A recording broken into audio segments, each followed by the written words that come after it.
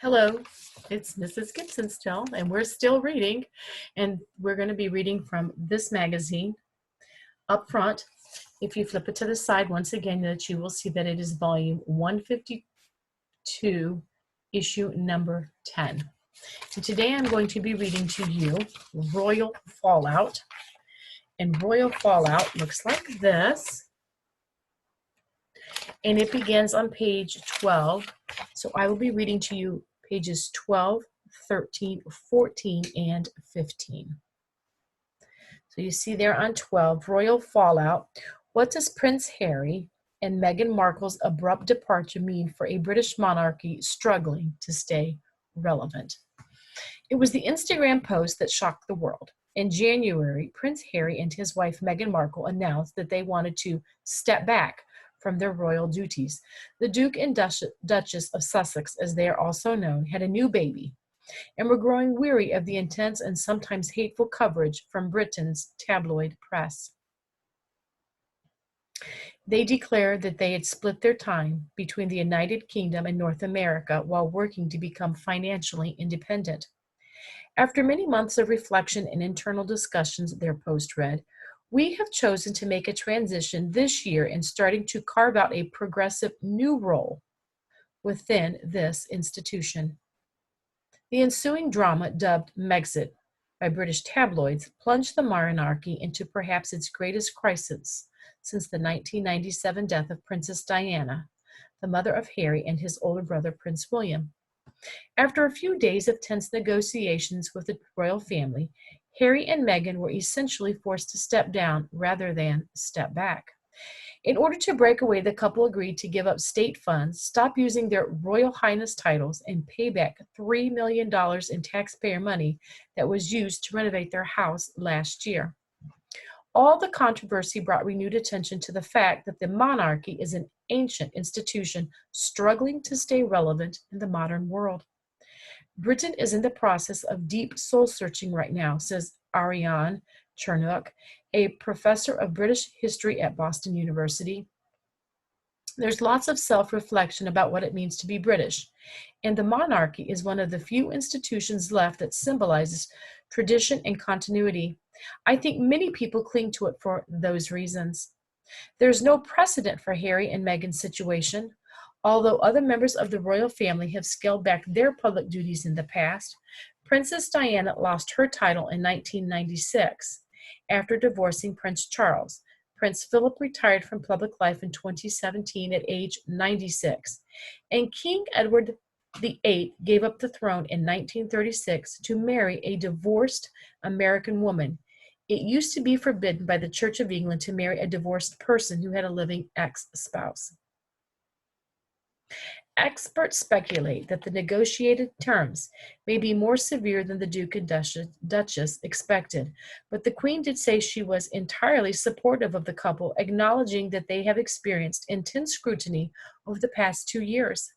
And after a year, if the deal isn't working, the terms could be modified, officials say. It's a sign that Britain's monarchy is striving to be more open-minded in the 21st century. In the past, it wasn't always so flexible. Why does the monarchy still exist?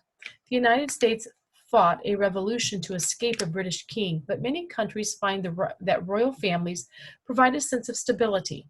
The origins of Britain's monarchy can be traced back to medieval times, and Queen Elizabeth II, the country's longest reigning sovereign, took the throne in 1952, struggling to modernize.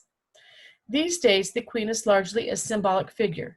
She serves as head of state for the United Kingdom and 15 other countries in the British Commonwealth, but has to remain neutral when it comes to politics. The Prime Minister, chosen by Parliament, runs Britain's government. However, the Queen does lead the ceremony opening of Parliament each year, and she meets with the Prime Minister regularly. Members of the royal family often support the Queen by making appearances at public and charitable events. Over the course of Queen Elizabeth's 68-year reign, 14 different prime ministers have come to power. Her constant presence makes her a touchstone compared with the ever-changing politicians of Parliament, especially in the era of Brexit, says Chernock. Although the royal family is known for its old-fashioned protocols, it has been trying to modernize for a long time. In 1840, for example, Queen Victoria made her wedding a public event so her subjects could join in the celebrations. Over decades and centuries, the royal family has been trying to figure out how to explain and justify this archaic institution within a modern democratic political framework, says Chernock. The fact that the royal family in Britain still exists is a testament to some of their success. Some politicians have tried to help. In 2013, for example, Parliament changed the succession rules. From now on, boys will not be placed ahead of girls because of their gender. Still, there have been missteps along the way. In an attempt to humanize the royal family, Queen Elizabeth allowed a documentary film crew into the palace in the late 1960s. They shot footage of Prince Philip grilling sausages and the Queen making small talk with President Richard Nixon. The goal was to provide a taste of day-to-day life for the royals, but when the movie aired on TV, it opened the family up to criticism.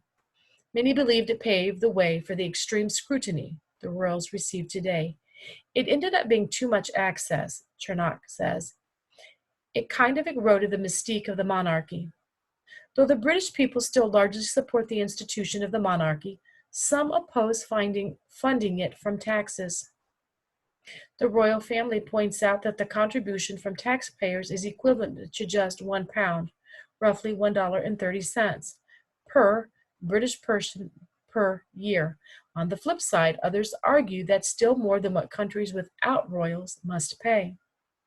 Modern monarchies in other countries have also struggled with high cost, especially as income inequality has become a hot topic. Last year, the Swedish royal family streamlined its ranks. The king announced that 5 of his grandchildren would no longer bear titles, carry out royal duties, or be paid the sum royal family members receive each year. By cutting out some members, the focus is kept on those in the direct line of succession, and there's less of a chance that the family will be criticized for using public funds. False and malicious. When Harry and Meghan wed in 2018, they were considered the future of the royal family.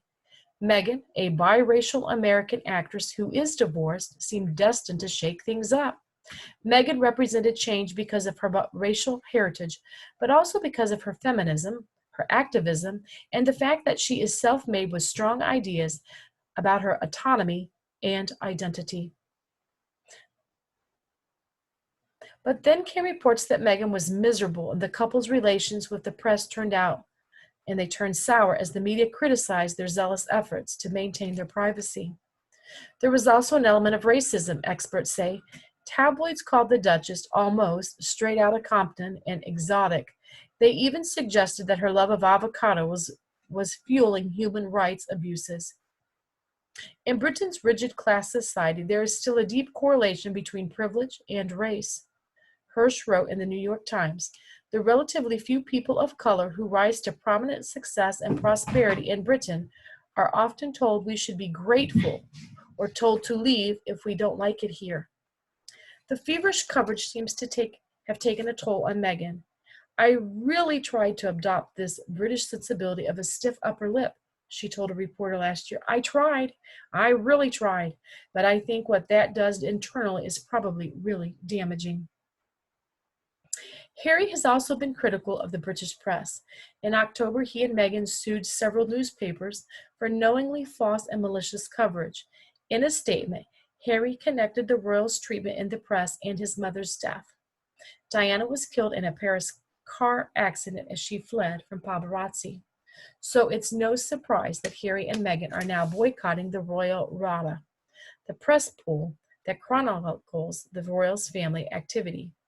The Duke and Duchess want to take control over their interactions with the media. A more peaceful life? Because Harry is sixth in line to the throne, the royal family will be able to carry on as usual. But for Harry and Meghan, much will change. For starters, they'll now be allowed to live in Canada and earn money from sources outside the royal family. Some experts predict they'll write memoirs or sign production deals with streaming companies like Netflix and Spotify. much as President Barack Obama and Michelle Obama did after moving out of the White House.